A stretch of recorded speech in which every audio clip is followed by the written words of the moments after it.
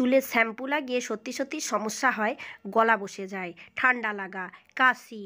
আর shampoo না নিলে চুলের অবস্থা খুবই খারাপ হয়ে যায়। চুলে যেমনি খুশকি হয় ঠিক তেমনই কিন্তু ধুলোবালি বেশি হয়। চুলে অতিরিক্ত সাবান শ্যাম্পু না লাগিয়ে আপনারা চুলের ধুলোবালি খুশকি কিভাবে পরিষ্কার করবেন আর চুলের উজ্জ্বলতা কিভাবে বজায় রাখবেন। যাদের চুলে রেগুলার শ্যাম্পু করা অভ্যাস তাদের ঠিক আছে, ঠান্ডা লেগে যাওয়ার প্রবণতা থেকেই থাকে। তো প্রথমে আমি আপনাদের 3টে পদ্ধতি দেখাবো। চুল কিভাবে আপনারা স্মুথ করবেন, চুল কিভাবে মসৃণ করবেন, তার সাথে সাথে চুলে শ্যাম্পু না লাগিয়ে কিভাবে আপনারা চুল পরিষ্কার করবেন। তো আপনারা জানেন এই চায়ের লিকার চুলের জন্য খুব ভালো। তার জন্য আমি চায়ের লিকার প্রস্তুত করে নিলাম আর এটা এইভাবে ঢেকে রেখে দিলাম। ঠান্ডা হয়ে যাবার পর আমি এটা ভালোভাবে ছেঁকে নিচ্ছি।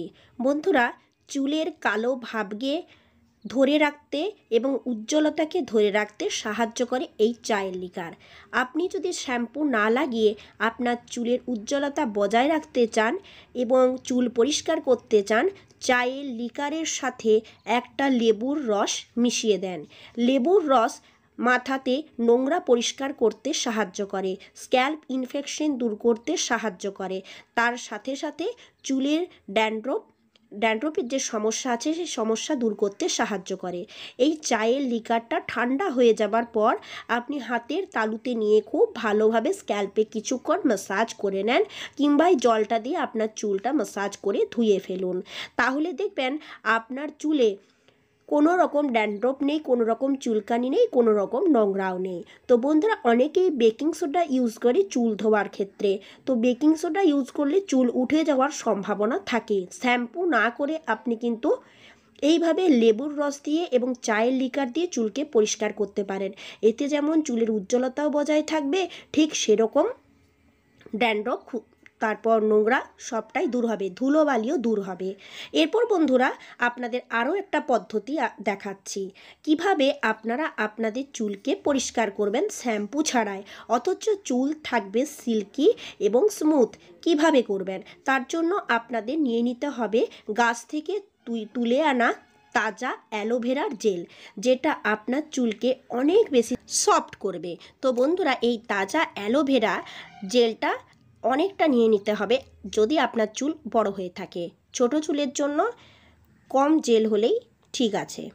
তো বন্ধুরা, এই দেখুন আমি জেলটা মিক্সির কাপে নিয়ে নিচ্ছি, এটা ব্লেন্ড করে নেব।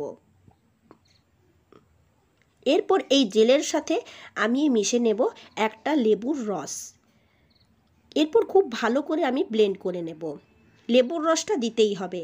লেবুর রস আমাদের চুলের চিটানি ভাবকে তুলতে সাহায্য করে, তেল চটচটে ভাবটাকে তুলতে সাহায্য করে।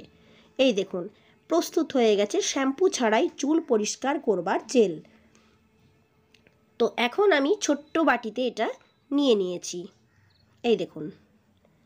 ব্যাস, এরপর আপনি একটু সময় ধরে আপনার চুলের যত্ন করুন।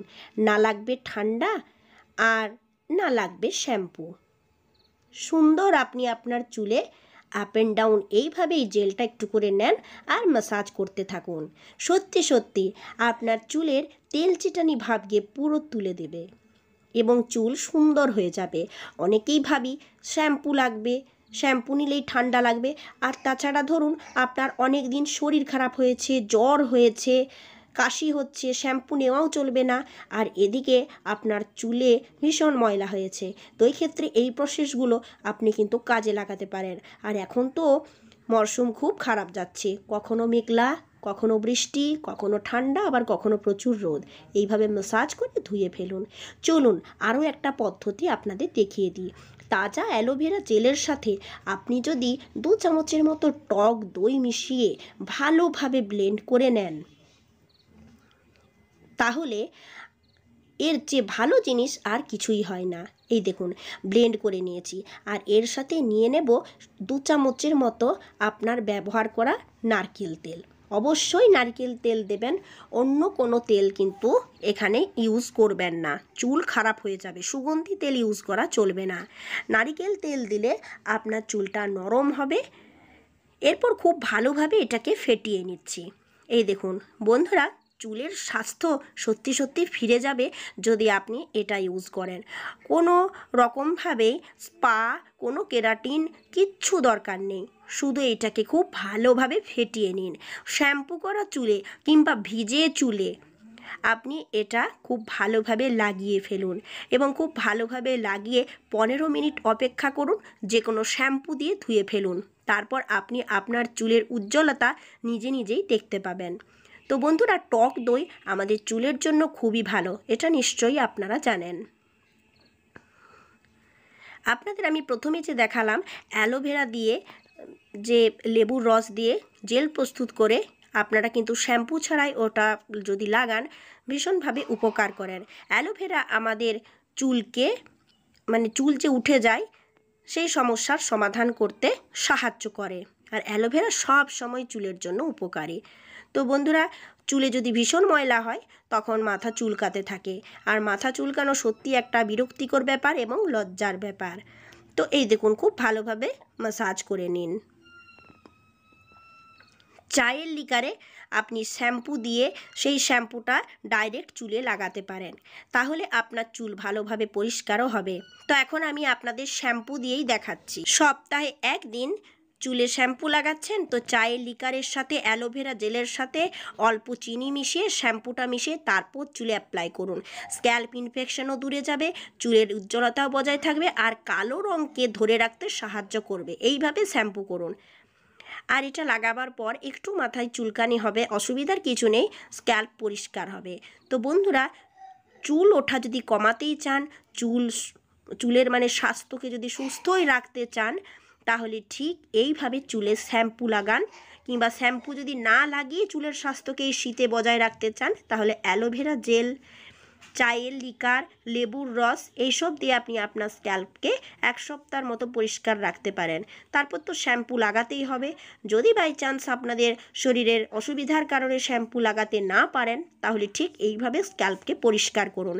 আশা করি আপনাদের এই ভিডিওটা ভীষণ দরকার হবে, কারণ মরশুম খুব খারাপ চলছে, ঠান্ডা লেগে যাওয়ার সম্ভাবনা থাকে, যার কারণে আমি এই ভিডিওটা আপনাদের দরকারের জন্যই আজকে শেয়ার করলাম। তো আপনাদের কেমন লাগলো প্লিজ আমাকে কমেন্ট করবেন।